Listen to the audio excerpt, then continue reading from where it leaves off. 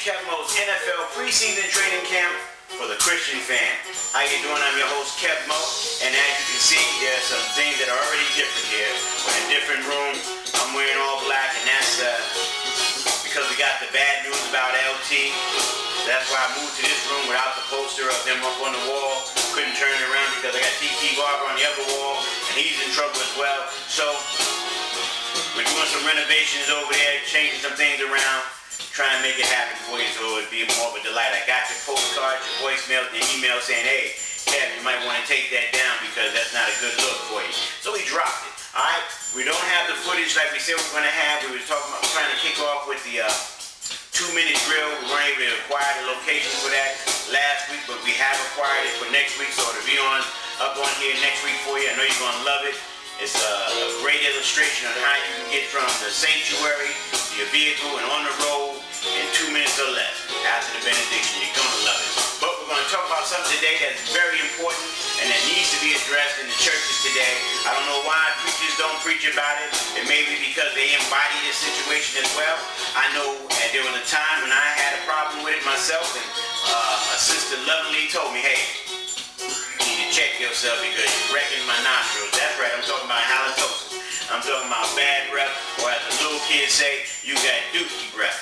I'm here to tell you that that's a problem, and if you don't think that it's a problem, just think back. The conversation that you used to have with your friends, the one-on-one conversation that was so meaningful and in depth. But you don't have them with them anymore face-to-face because they want to talk to you via telephone or via the internet. That's because you get halitosis. Or when you walk up to someone and you say hello and they immediately say, oh my God. You know, and it's not because you said something shocking, it's because they're trying to guard their nostrils from that breath. You understand what I'm saying? So here's some things you might want to try and do. You don't think you have it? Okay, let me check this out. Let's see if you can say yes to any of these situations. This message is directed to you. If in the morning your ritual is that you smoke a cigarette and drink some coffee and start your day, you got bad breath. If you eat boiled eggs, drink coffee, and smoke, yes, you have dookie breath. If you eat chitlins,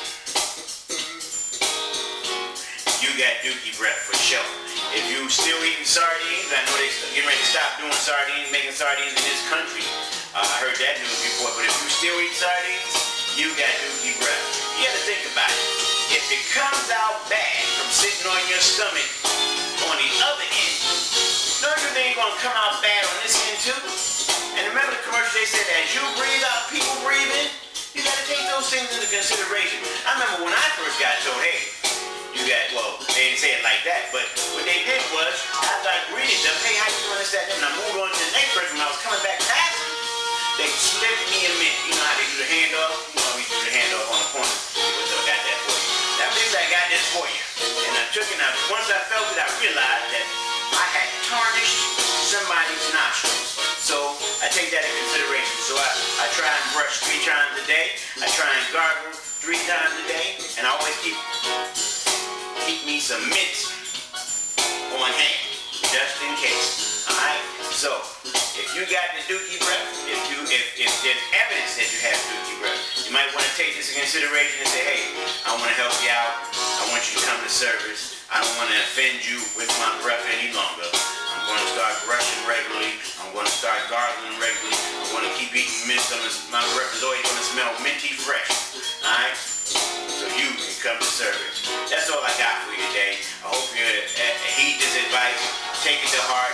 Don't be offended by it. I want to give a big shout out to my girl, Janae Taylor Watson.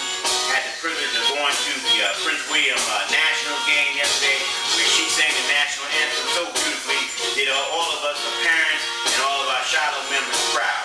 Thank you, Janae. God bless you. We love you. And hopefully, folks, we'll see you next week on Kevmo'S NFL preseason training.